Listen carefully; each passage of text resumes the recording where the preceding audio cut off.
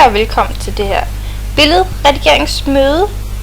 Vi skal i dag have lavet det her billede, og vi skal have sat Sille og Sigurd ind på det her billede af Woody, og så skal vi have sat vores FDF-logo ind også. Men hvis nu vi starter med vores FDF-logo, så går vi ind i vores mappe, hvor vi har vores billeder, så trækker vi bare i den billede, vi gerne vil redigere i, og så klikker vi på åbn. Det der er fedt ved det her billede er, at alt hvad vi skal, det er, at vi bare skal have fjernet den hvide baggrund. Og lige i det her tilfælde er det temmelig nemt. Så vi klikker på vores tryllestav herover. Så klikker vi på vores baggrund, vi gerne vil have fjernet. Så kan vi se, at der er noget, der bliver markeret. Og så kan vi redigere i, hvor meget vi gerne vil have redigeret, eller have markeret.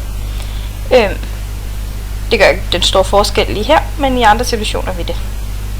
Så når vi har fundet den markering, vi gerne vil have, så trykker vi bare på delete på vores tastatur, og får så slettet vores baggrund.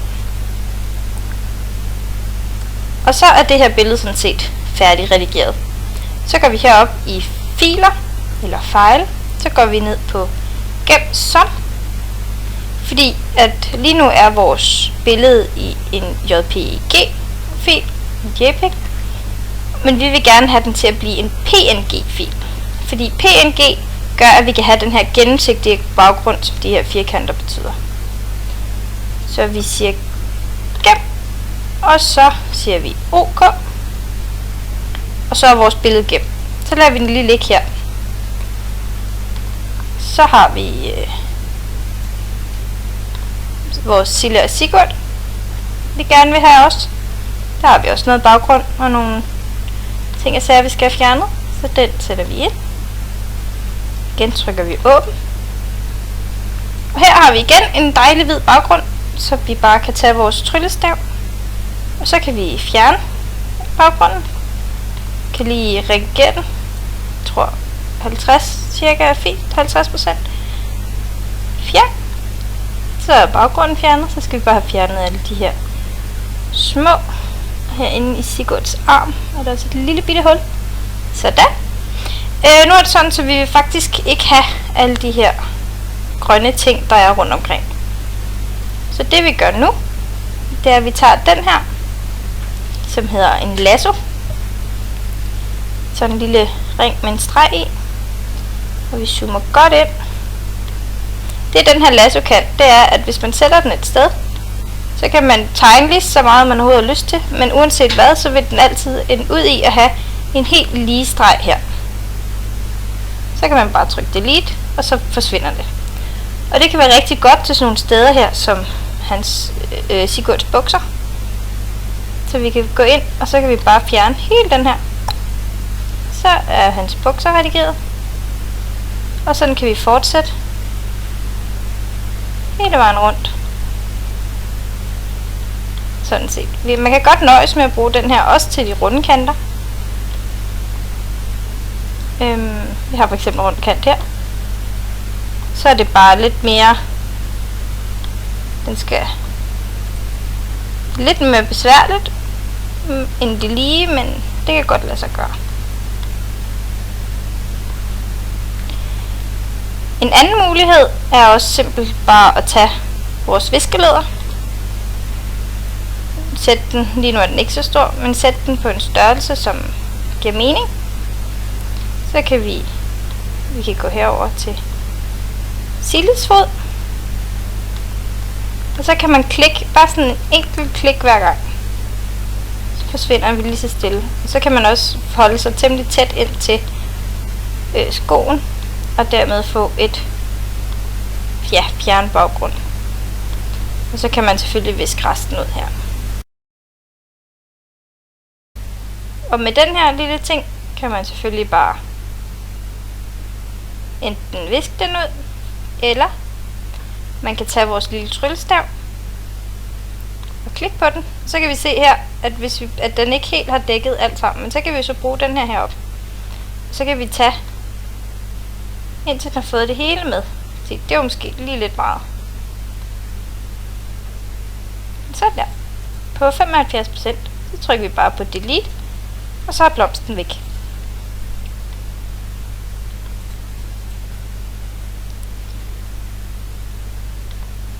Så fjerner jeg lige resten af det her omkring Sigurds fod.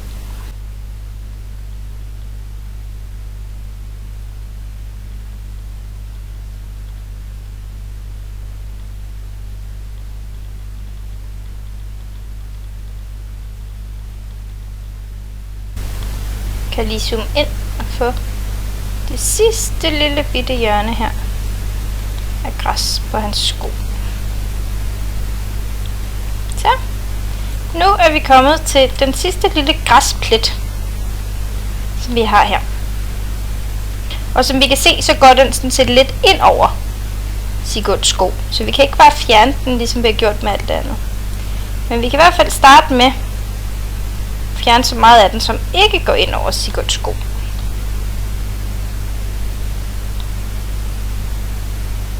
Sådan. Hvis vi zoomer ud nu, så kan vi se, at det ser lidt fjollet ud, at vi kan se, at Sigurd har noget grønt på skoen. Så derfor bliver vi nødt til at få fjernet det her på en eller anden måde. Og der kan vi bruge vores clone stamp eller klonstempel herover. Hvis vi klikker på den, så har vi en temmelig stor en her, men vi skal have gjort den lidt mindre. Så vi går herop i vores størrelsesværktøj, og så tror jeg faktisk en 5'er passer udmærket. Det vi så gør, det er, at vi går ind, tager på vores keyboard, så trykker vi på vores kontrol og holder kontrol nede, så kan vi se, at der kommer et lille anker ved vores mus. Og så klikker vi et sted på tegningen, hvor vi gerne vil kopiere fra. Nu kan vi se, at nu er der en firkant der, eller en cirkel der, når vi har også en cirkel her. Den kan vi så sætte lige her. Så det vi gør nu, det er, at vi sådan set kopierer det vi har på det første sted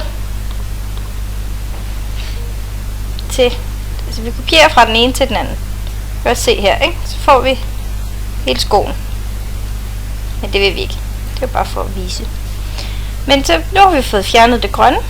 I kan se, der er lige et par skønhedsfejl. En lille smule grønt tilbage, der er. Det vil vi fjerne. Og hvis man synes, så kan vi jo se, at der er jo en sort streg hele vejen rundt om Silla og Sigurd. Så kan man gå ned i den sorte streg. Lige tjekke størrelsen. Størrelsen er lidt for stor. Sætter den på 1. Så kan man sådan set bare sætte en helt lige streg. Sådan. Så har vi fået fjernet baggrunden på Silla og Sigurd. Det vi så gør nu, det er, at vi går op i fil, trykker gem som, og igen, så vil vi gerne ned og have en PNG-fil i stedet for en JPEG. Så klikker vi, trykker gem, trykker OK, og så er det gemt. Nu er vi sådan set ved at være ved vejs ende, så vi går ind og finder det billede, vi gerne af Silla og Sigurd sat ind på, og trækker ind i vores dokument. Så kan vi så gå herned, og så trykker vi tilføje et nyt lag, fordi nu skal vi have Silla og Sigurd ind. Så trykker man,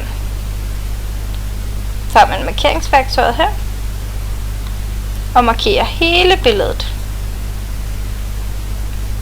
Så kan man gå herop, eller man kan sige Ctrl+C på sin tastatur, eller klikke her, sige kopier. Så gå ind i den her, vær sikker på, at vi er på det rigtige lag, og så klik på den her, som er sat ind. Så kan vi se, at Silla og Sigurd kommer heroppe i hjørnet. Det er vi ikke super interesseret i, at det er, de skal have. Jeg vil faktisk gerne have dem til at stå her, jo, ligesom på det her billede. Men de er jo ikke helt den rigtige størrelse. Det man kan, det er, at man kan hive her. Problemet er bare, at Silla og Sigurd kan få nogle mange mærkelige størrelser, hvis vi gør det sådan. Så det vi gør, det er, at på vores tastatur, der trykker vi på vores Shift-knap. Den holder vi nede. Den holder vi nede, imens vi hiver. Så kan I se, uanset hvordan vi hiver, så holder de altid de rigtige proportioner. Men vi laver Silla og Sigurd i den størrelse, vi gerne vil have dem. Få sat dem i hjørnet, så hvor vi gerne vil have dem. Sådan. Og så kan vi lave et nyt lag. Eller vi kan bruge det samme, da tingene ikke skal røre, men vi laver et nyt lag. Gå op til vores FDF-skjold. Markerer det hele. Kopierer det. Sætter det ind. Sikrer os, at vi er på det rigtige lag. Klikker. Nu fjerner vi lige markering. Det gør vi ved at gå op på markeringsværktøj og bare klikke et sted uden for billedet. Nu er vi på det rigtige lag. Så klikker vi på sæt ind. Og så har vi FDF-skjoldet. Og da den har en rigtig størrelse til os, så sætter vi den ned i hjørnet. Og så har vi sådan set 2 billeder. Nu crashede Paint så lige.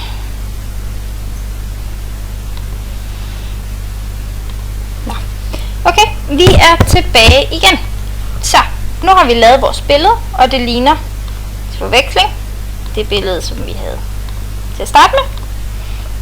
Lidt til forskel, men man kan ikke ramme præcist hver gang. Det vi gør nu, det er, at vi skal gemme vores billede. Som I kan se, så er den i flere lag. Det kan vi enten flette lagene sammen ved at klikke på den her knap, der hedder flet lag nedad. Nu er de her 2 lag flettet sammen. Det er lag med FDF-skjoldet, og det er lag med Silla og Sigurd. Men det vi også kan gøre, det er bare, når vi gemmer den, så trykker vi gem som. Og igen, nu står den som en PDN, som er en Paint.net-fil, som er en fil, der kun kan blive åbnet i det her program, og som gør, at vi kan gemme vores lag, som de er. Men vi vil jo gerne have det til at bare være et billede, så vi går ned igen og får det til at være en PNG-fil. Og så finder vi den mappe, vi gerne vil have den i. Gerne have den i opgave 1 her. Så kan vi kalde den, hvad vi har lyst til.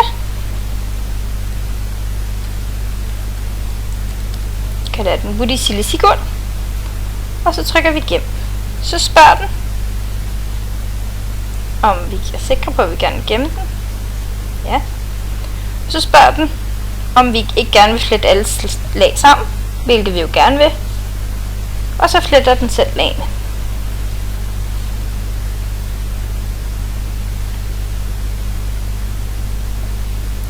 Den gemmer.